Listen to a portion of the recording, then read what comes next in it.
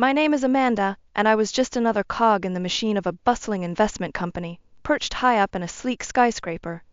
I was good at my job, damn good, if I'm being honest. As a leading specialist, I juggled multiple responsibilities and kept the place running like a well-oiled machine. My boss, Melissa, the owner of the agency, was a force to be reckoned with. Picture a stern, domineering businesswoman in her early 60s, with sharp eyes that could cut through bullshit faster than a hot knife through butter. She ran the place with an iron fist, and we all danced to her tune. Me? I was the perfect employee. Always the first one in, last one out. Weekends? What were those?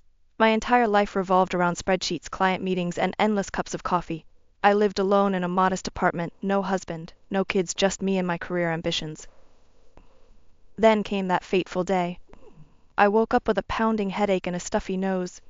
Any sane person would have called in sick, but not me.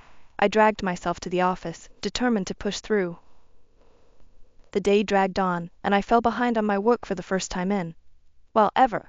The Stevenson report was due, and I was nowhere near finished. As the clock ticked closer to our daily briefing, panic set in. "Where's the report?" Melissa demanded as soon as she walked into the conference room. "I'm not quite finished," I stammered, my face burning with shame. Her eyes narrowed dangerously. "Not finished? What the hell have you been doing all day?" "I'm sorry, I'm not feeling well." "I don't give a rat's ass how you're feeling," she exploded. "You had one job, one fucking job, and you couldn't even do that right." The room fell silent as she continued her tirade. "You're useless, you know that? A complete waste of space. Maybe I should replace you with someone who actually knows how to do their job." Each word was like a slap to the face. I sat there, stunned, as tears welled up in my eyes. Before I knew it, I was on my feet, running out of the room. As the doors closed behind me, I let out a choked sob. Years of pent-up emotions came flooding out as the elevator descended. I was so lost in my misery that I barely noticed when it stopped a few floors down and a man stepped in. "Hey, are you okay?" a gentle voice asked. I looked up, wiping my eyes, and saw a kind face looking back at me with concern. "I'm fine," I lied, my voice cracking. "How about we grab a coffee?" he suggested. "Looks like you could use a friend right now." I nodded, surprising myself. As we walked out of the building together, I realized this was the first spontaneous thing I'd done in years. We found a cozy little coffee shop just around the corner from the office building. As we settled into a quiet booth, the stranger introduced himself as Jack. "So, want to tell me what happened back there?" he asked, sliding a steaming cup of coffee towards me. I took a deep breath, trying to compose myself. "It's just work stuff. My boss, she can be pretty harsh sometimes." Jack nodded sympathetically. "Sounds like a real piece of work. What do you do?" I hesitated, not wanting to give away too much information. "I'm in finance. Investment stuff, you know. It's a high-pressure job." "I can imagine," Jack said, "but that doesn't give anyone the right to treat you like crap." We talked for hours, carefully dancing around specifics about my job or boss. Jack was easy to talk to, and I found myself opening up about other aspects of my life, my childhood in a small town, my dreams of making it big in the city. Jack reached across the table and squeezed my hand. "Sounds like you've worked hard to get where you are. Maybe it's time to start living for yourself, not just your job." As the sun began to set, we reluctantly said our goodbyes, but not before exchanging numbers. "I'd like to see you again," Jack said with a smile that made my heart skip a beat. From that day on, something changed. I went back to work, facing my boss's wrath with a newfound strength. Her words still stung, but they didn't cut as deep anymore. Because now I had something to look forward to outside of work. Jack and I started meeting regularly. Coffee dates turned into dinner dates, and soon we were spending every free moment together. For the first time in years, I felt alive. Then, exactly 1 year after we met, Jack took me to the same coffee shop where we'd had our first conversation, and proposed to me. Tears of happiness streamed down my face as I said yes. As we celebrated, Jack suggested, "I want you to meet my mom. She's the only family I have left." "What about your dad?" I asked, curious. Jack's face clouded over. My parents divorced years ago, Dad. He doesn't want anything to do with me anymore. It's just me and Mom now. A few days later, we pulled up to a stunning mansion. My jaw dropped. This is where your mom lives. Jack nodded, looking a bit embarrassed. Yeah, she's well off. As we walked up to the front door, I felt a twinge of nervousness, but nothing could have prepared me for what happened next. The door swung open, and I froze in shock. Standing there looking equally stunned was my boss, Melissa. Mom, Jack said, oblivious to the tension. This is Amanda, my fiancée. I couldn't breathe. Melissa, Jack's mother, stared at me with a mixture of surprise and disgust. She spat out. You're marrying her. Jack looked between us, confusion turning to realization. You two know each other. Before I could say anything, his mother cut in. She works for me. Or should I say, under me. Really, Jack? With your money and position, you could do so much better. I felt my face burning with humiliation. But then Jack did something that made me love him even more. He put his arm around me and said firmly, Mom, Amanda is the best thing that's ever happened to me. I'm marrying her, with or without your approval. In that moment, despite the shock and fear, I felt a surge of gratitude. Whatever came next, at least I wouldn't face it alone. Despite the rocky start with Jack's mother, we went ahead with our wedding plans. It was a small, intimate ceremony just the way we wanted it. Melissa didn't show up, but we didn't let that dampen our spirits. We were young, in love, and ready to take on the world together. We bought a cozy apartment, our first shared space. Those early days of marriage were blissful. But there was always a dark cloud looming over our happiness, my relationship with my mother-in-law, who was also my boss. At work, things went from bad to worse. She seemed determined to make my life a living hell. During a management meeting where I was presenting our quarterly results, she interrupted me mid-sentence. Is this the best you can do, Amanda? My son's houseplants could put together a more compelling presentation. The room fell silent. I struggled to maintain my composure and continue, but my cheeks burned with humiliation. At the company Christmas party, she cornered me by the punch bowl. Nice dress, she sneered, loud enough for others to hear. Did you find it in a clearance bin? Every day brought a new torment. She'd criticize my work in front of clients, mock my ideas in team meetings, and make snide comments about my background. But she never fired me. I knew why. Despite her personal feelings, I was damn good at my job. The agency relied on me, and she knew it. I'd come home every night, frustrated and on the verge of tears. Jack was always there, ready to listen and comfort me. But his attempts to reason with his mother only seemed to make things worse. She became convinced that I was trying to turn Jack against her, and her treatment of me at work became even more vicious. One day, after a particularly nasty encounter where she berated me in front of the entire office for a minor typo, I couldn't take it anymore. I ran to the bathroom, locked myself in a stall, and broke down. When I got home that evening, Jack found me curled up on our bed, still in my work clothes, eyes red and puffy from crying. That's it, he said, his voice firm but gentle. You can't keep doing this to yourself, Amanda. Why don't you quit? We can manage on my salary for a while until you find something else. I looked at him, fear creeping into my voice. But what if I can't find another job? Your mother has so much influence in this industry. Jack sat beside me, taking my hands in his. We'll figure it out together. I can't stand seeing you like this anymore. Please, Amanda, for your own sake, walk away. The next day, with Jack's support, I handed in my resignation. The look on my mother-in-law's face was a mixture of shock and fury. You ungrateful little gold digger, she hissed. After everything this company has done for you? You're just going to abandon ship? You'll never work in this industry again? I'll make sure of it. You'll be crawling back, begging for your job in no time. That night, as I recounted the day's events to Jack, I couldn't shake the fear that she might be right. What if I couldn't find another job? What if I had just made the biggest mistake of my life? The weeks following my resignation were a whirlwind of job applications and interviews. Despite Melissa's threats, I managed to land a position at a smaller investment firm. It wasn't as prestigious as my previous job, but it was a start. Slowly but surely, I began to adjust to my new routine. The work was challenging, my colleagues were friendly, and best of all, I didn't have to deal with my mother-in-law's constant belittling. We saw her rarely, usually just at obligatory family dinners where she'd shoot me icy glares across the table. Months passed, and I started to feel like myself again. The constant knot of anxiety in my stomach began to loosen. Maybe, just maybe, things were looking up. Then came that fateful day. "Amanda, can I see you in my office?" my new boss, Mr. Johnson, called out one morning. I followed him, my mind racing through possible scenarios. A promotion? A new project? The grave look on his face as he closed the door behind us told me it was neither. "Amanda, I'm afraid I have some bad news," he began, not quite meeting my eyes. "We're going to have to let you go. Your work has been exemplary.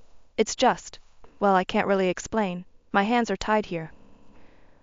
"But that doesn't make any sense," I protested, feeling tears prick at my eyes. "You can't fire me without a reason." He sighed heavily.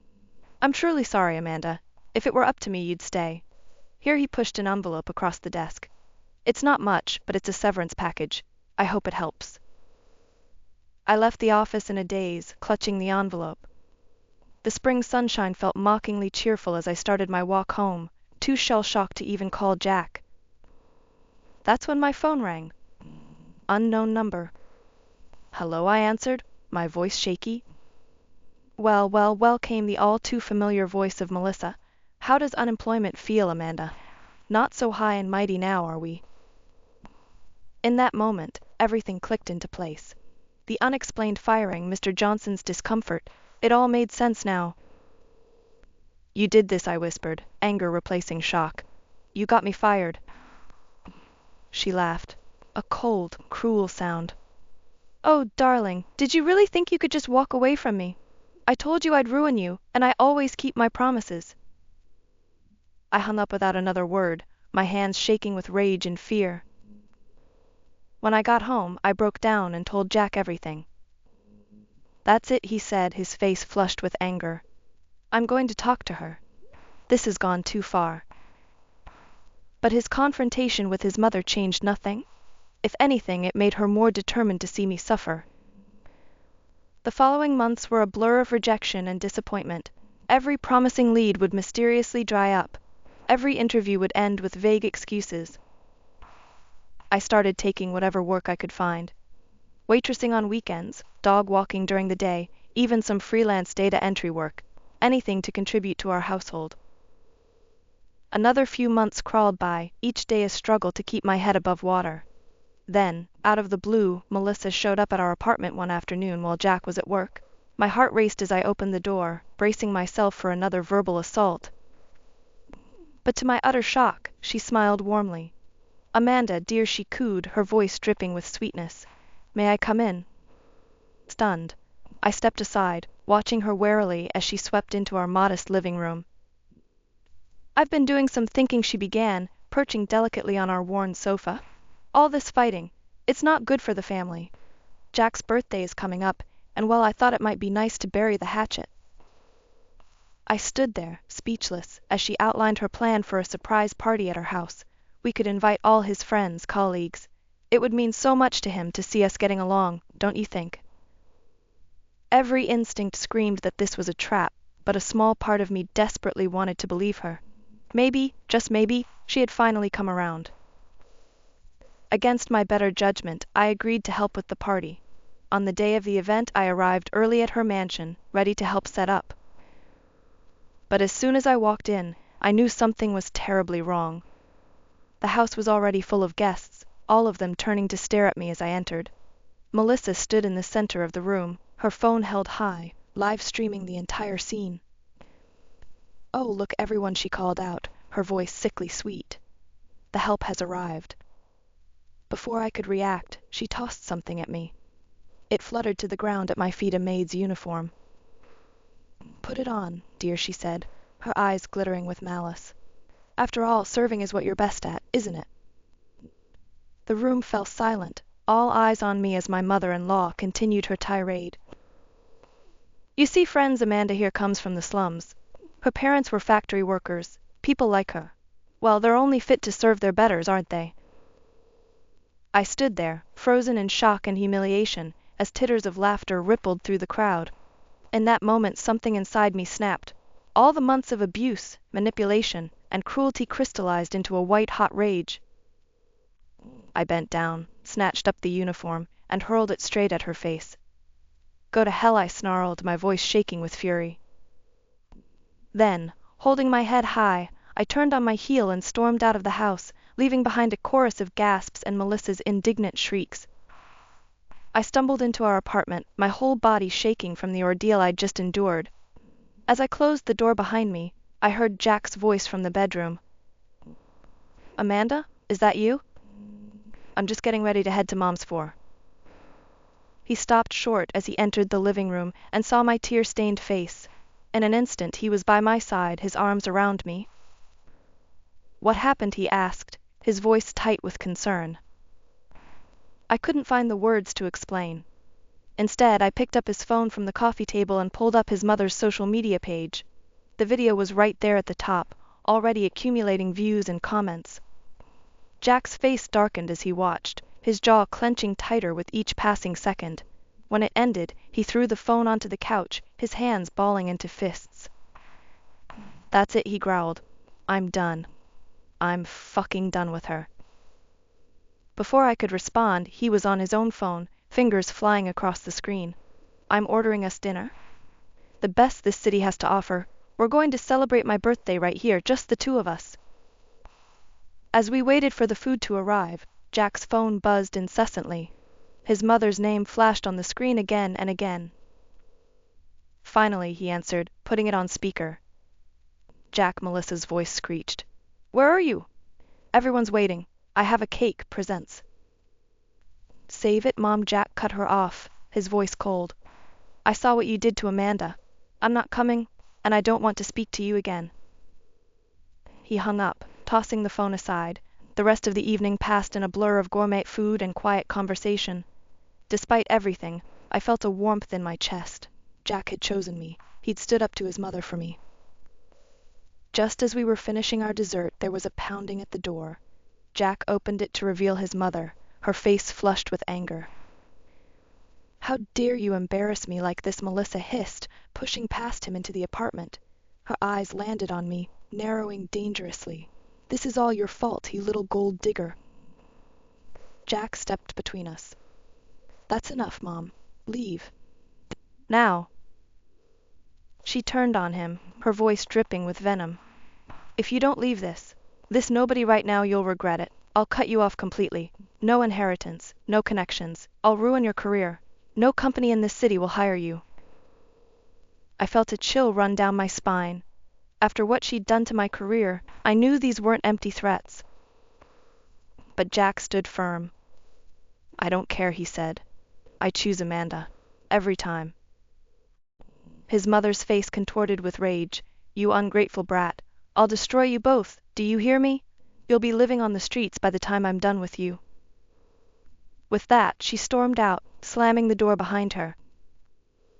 I turned to Jack, fear gripping my heart. Jack, what if she really does? He cut me off with a gentle kiss. She's bluffing, he said, but I could see a flicker of uncertainty in his eyes. She won't actually harm her own son. We'll be fine, Amanda. I promise. As we cleaned up the remnants of our impromptu birthday dinner, I tried to share Jack's optimism, but I couldn't shake the feeling that this was far from over. The next 2 weeks passed in a haze of anxious waiting. Jack and I tried to go about our lives normally, but there was a constant undercurrent of tension. Every time the phone rang, we'd exchange worried glances. Then, one evening, Jack came home later than usual. One look at his face told me everything. They fired me, he said, his voice hollow. Just like that. Seems Mom has some powerful friends, including the CEO. She called in a favor. We sat on the couch, the silence heavy between us. Everything we'd feared was coming true. What are we going to do? I whispered. Jack ran his hands through his hair, his frustration palpable. I don't know. Maybe we should just leave. Sell the apartment, move to another state, start over where she can't reach us. As tempting as that sounded, something nagged at me. There had to be more to this story. Jack, I said slowly, why did your parents divorce? You've never really talked about it. He shrugged. I don't know the details. Dad just left one day. Mom always said he abandoned us. I took a deep breath. Maybe it's time we heard his side of the story. Jack looked skeptical, but after some persuasion he agreed to call his father. To our surprise, his dad answered immediately, his voice choked with emotion at hearing from his son after so many years. We arranged to meet at a quiet cafe the next day. Jack's father, Robert, was a tall man with Jack's kind eyes and an air of resigned sadness about him. After awkward introductions, Robert began his story. Your mother and I, we both worked for my father's company.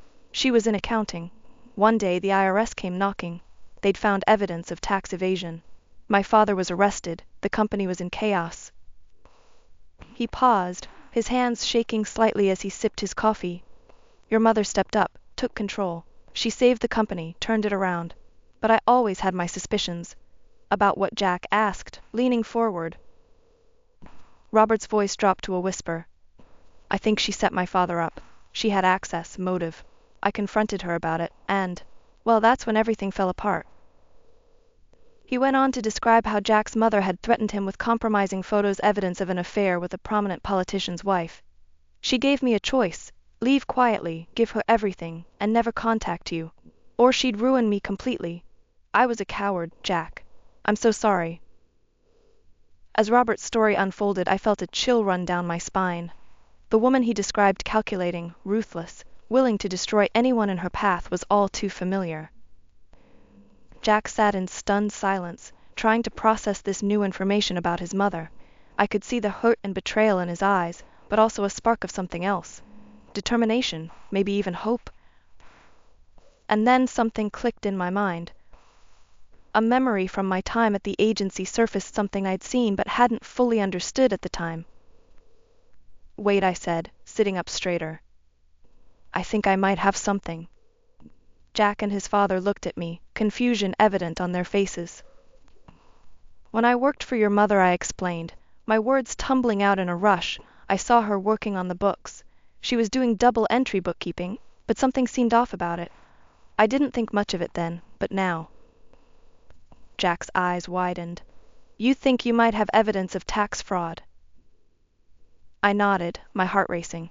It's possible. I kept copies of some files on my laptop for work. They might still be there. We hurried back to our apartment, hope fueling our steps. I booted up my old work laptop, praying the files were still there. After what felt like an eternity of searching, I found them: spreadsheets and financial records that clearly showed discrepancies. This is it, Jack's father breathed, looking over my shoulder. This could be the proof we need. Jack squeezed my hand, his eyes shining with a mixture of gratitude and determination. We need to take this to the authorities, he said. The next few weeks were a whirlwind. We submitted our evidence to the tax authorities, triggering a full-scale audit of Melissa's company. The investigation was thorough and relentless. When the results came in, they were even more damning than we'd imagined. The scale of the tax evasion was massive, spanning years and involving millions of dollars. Melissa was arrested and charged with multiple counts of fraud and tax evasion. The trial was a media sensation, but we kept our heads down, focusing on rebuilding our lives. When the verdict came in guilty on all counts, it felt like a weight had been lifted from our shoulders. In the aftermath, the court decided to transfer ownership of the company to Jack, as the rightful heir. It was overwhelming, but Jack had a clear vision of what he wanted to do. Dad, he said, turning to his father, I want you to come back and run the company. You built this business from the ground up. It's time for you to take it back. Robert's eyes welled with tears as he embraced his son. I'd be honored, he said. As for me, Jack insisted that I return to my old position. You're the best in the business, he said with a grin. We'd be fools not to have you on board. It's been a year since then.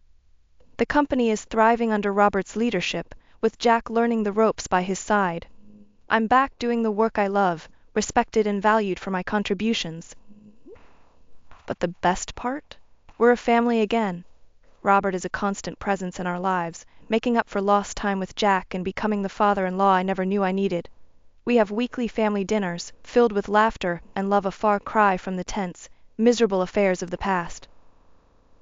As I sit here in our new home, watching Jack and his dad pore over some business plans, I can't help but marvel at how far we've come. We've weathered the storm, faced down seemingly insurmountable odds, and come out stronger on the other side.